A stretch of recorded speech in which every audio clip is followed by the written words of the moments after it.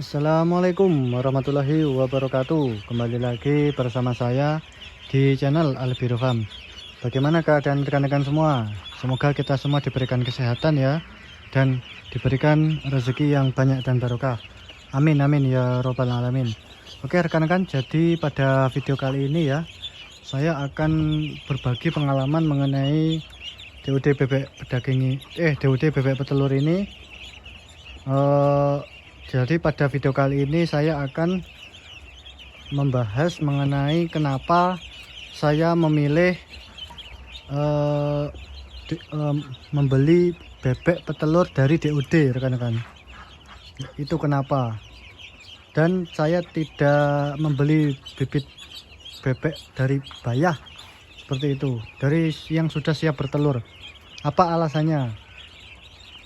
Oke rekan-rekan, langsung saja ya kita bahas kenapa saya memilih membeli bibit dari DOD dari kecil. Kenapa tidak membeli bebek langsung bayah atau langsung siap bertelur? Ada beberapa alasan ya rekan-rekan. Yang pertama adalah kalau kita membeli bibit dari DOD ini, kita akan mengetahui umurnya rekan-rekan, umur asli dari si bebek. Nah seperti itu. Jika kita membeli dari bebek bayah, itu resikonya adalah kita itu tidak mengetahui umur langsung dari bebek itu sendiri. Mungkin ada yang bilang itu penjualnya bilang itu umur 5 bulan 6 bulan seperti itu. Tapi kalau pengalaman saya ya, itu kadang kurang maksimal rekan-rekan kalau kita membeli bebek bayah itu. Ya itu umurnya itu tidak seragam, itu resikonya. Sehingga nanti produksinya kurang maksimal. Mungkin ya itu rekan-rekan. Kemudian kalau kita membeli bibit bebek dari DOD itu dana yang akan kita keluarkan itu lumayan sedikit rekan-rekan. Tidak sebanyak kita kalau membeli bebek bayah seperti itu. Jadi lumayan menghemat ya. Jika kita mengembangkan peternakan dengan membeli bibit itu lumayan menghemat.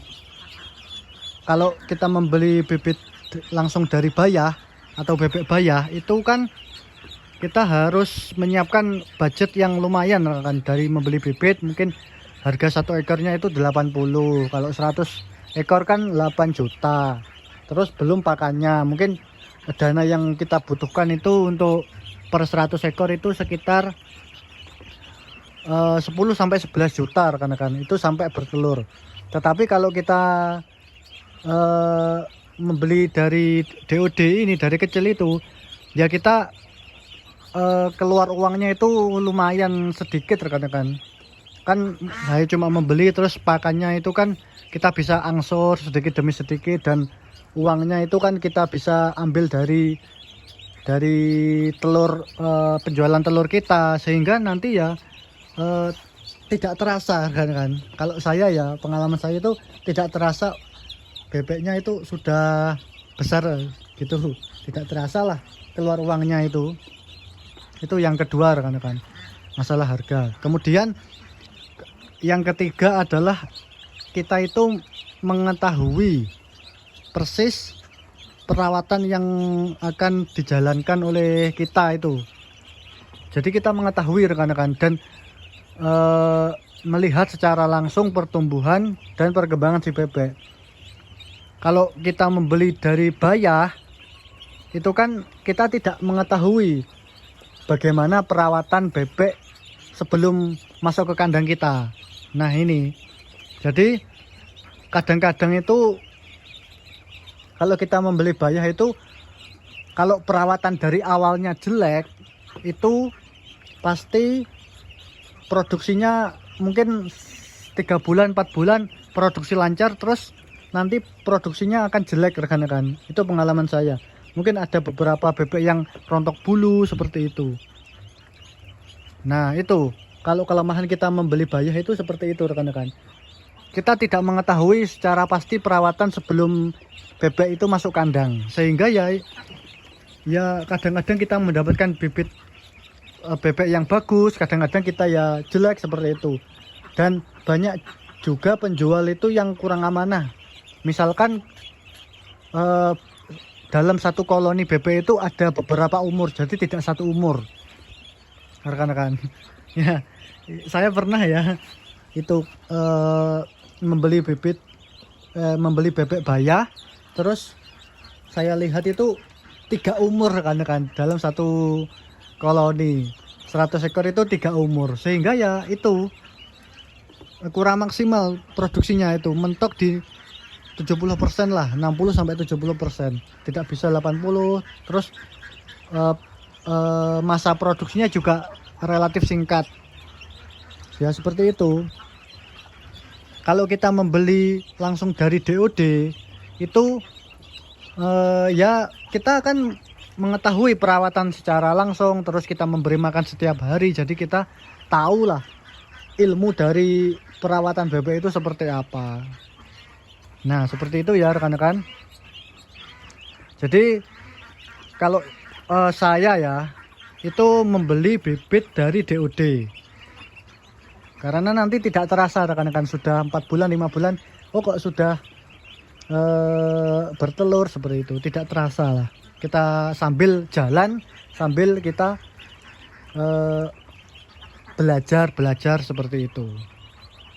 Kemudian bagi pemula rekan-rekan, pemula bagaimana kalau kita membeli bibit langsung dari DOD?